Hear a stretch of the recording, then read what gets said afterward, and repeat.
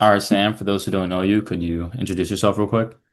Yeah, my name is Sam Cunniffe. I am a left center back for SMU men's soccer. I'm from Boston, Massachusetts, and I played for the Boston Bolts growing up.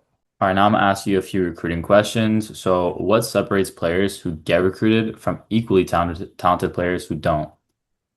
The mentality of the players. I think the biggest thing that separates every player is how well they reach out to schools.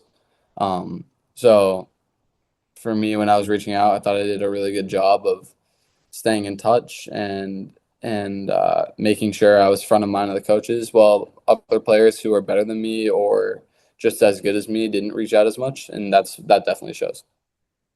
And what do you think college coaches notice that most recruits overlook? Communication, I think, on the field. Uh, if you're loud, it just makes you stand out. If you were 15 again and you were to completely restart the recruitment process, what would you have done differently that would have maybe changed things for the better? Um, well, first of all, I wouldn't want to change anything because I'm right where I want to be. But if I were to restart, I would, instead of starting reaching out to schools on that June 15th window where you can start talking to D1 schools, I would have started a year earlier. And I would have reached out to D3 schools and gotten practice talking with coaches and getting interest before June 15th. What's one recruiting mistake that you think players should stop making? Um, don't set limitations on yourself. Uh, when you first start reaching out to schools, don't don't sell yourself short. Reach out to your dream schools, even if you don't think you're going to be good enough, because you never know. All All right. right. What advice would you give someone who thinks they're constantly just being overlooked by the college coaches that they're reaching out to? Always keep going because things can change so fast during the recruiting process.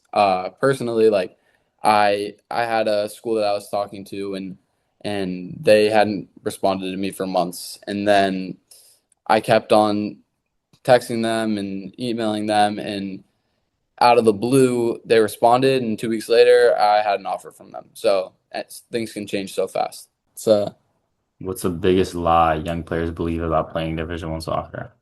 I think the biggest lie is that like all college soccer is kick and run and direct soccer.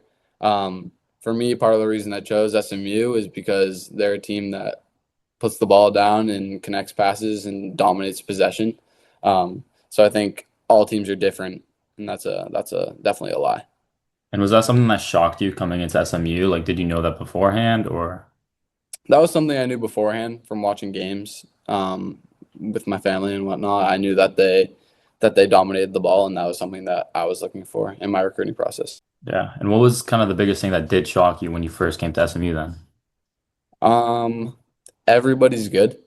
Um, at least at my club, there was a lot of very good players. And then there's players that are here, and then there's players below you. But everyone at SMU is a top player. So that's something that surprised me. And what was kind of the first time that you realized that D1 soccer was completely different from academy soccer? The first practice you realize, um, it's fast. It's just faster. Um, everybody's talking. So the first practice is when I realized. And what's something that you were naturally bad at that you kind of had to fix over time? Not doesn't have to be when you're SMU, but beforehand also. For me, it was always like the physical side of the game. I was always pretty good technically, and that was one of my best attributes. But like, I'm not the fastest player, so I've had to work a lot on my speed, and that's obviously a big part of college soccer. So probably my pace and physicality. What is special about playing soccer at SMU? I think just like the experiences and some of the people that you get to meet. Like for me, like when the World Cup was going on, we had Ronaldo training at our stadium and Mbappe in France and Mo Salah in Egypt. Like the people that you get to meet as an athlete here is really special. And how would you describe kind of the culture inside the team? Uh, um, it's a family. Um, we're very close. We do a lot of activities together, whether it's like a volleyball tournament or just a team dinner. So definitely a family. And what's your favorite part about living in Dallas? Oh man, the heat. I love the heat here. From definitely as a kid who grew up in snow. The weather is very nice. That's my favorite part right now.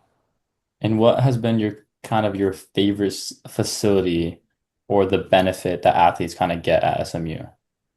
I have two. The first one is the stadium field, Washburn. Uh, it's like my backyard that I can go out on, which is really cool. And then my second is the recovery room.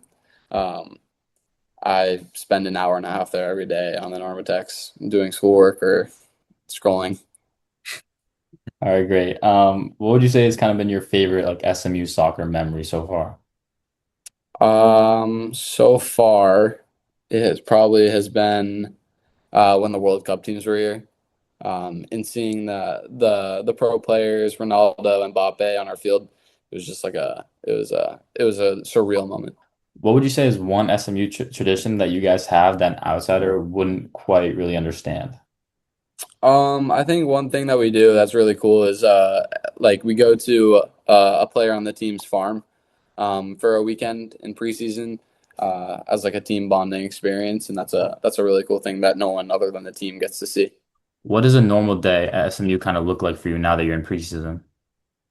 All right, so very busy days. Um, you wake up very early, and for SMU, we either do a lift or a run in the mornings. Um, so whether I do a lift or a run, after that, we shower up. We go to the recovery room. You can do an ice bath, a hot tub, um, and then for me, it's straight to class. I have an online class that I have in the mornings. Um, After that class, I go grab some lunch at the dining hall. Um, After I grab some lunch, I head to my second class of the day, followed by my third class of the day. And then you have some free time to do whatever you need. For me, that's homework. And then at the end of the day, we have our second session of the day on the field. And you do our session for an hour and a half, and then after that, it's recovery, and then you're back up the next day to do it all again. And what's kind of been the hardest part about balancing soccer, academics, and just like having like a decent social life outside of everything also? I think the hardest part is like finding time for yourself, because you're doing stuff all day, and whether that's soccer or school, and then you're trying to find time to be social and make friends and hang out with your teammates, and that you almost forget that you need some time to yourself to reset and to just relax. So that's probably the hardest part. And kind of so far since you've been there, what's been like, I guess, like the most exciting moment? Like something maybe you've experienced, you saw, someone may have told you. What's been like the most exciting part? Oh, I think just hearing from my teammates about the season, uh, and the travel, and also I think the exciting part is for me personally is that we're the defending ACC champions. So this whole year we're trying to defend that and go back to back. So now we're gonna do some rapid fire questions. You ready? Yeah, All right, talent or discipline? discipline. Best player you've had to face? Cristiano Oliveira, Hardest position to play? goalie, Most underrated attribute? communication, Better feeling scoring or winning? winning, One word to describe D1 soccer. physical, One school you're excited to play. Boston College, Grades, film, or connections when it comes to the recruiting process. connections. All right, Sam, thank you so much for your time. And one last question before I let you go. What would you say is one reason why kids going through the recruitment process should join D1 Connect? Yeah, I think D1 Connect is a really unique program, and it's the only program that I've heard of where you can talk to Division 1 and professional soccer players that are currently doing it, and get real-time advice from them. And it's something that I wish I had when I started my recruiting process.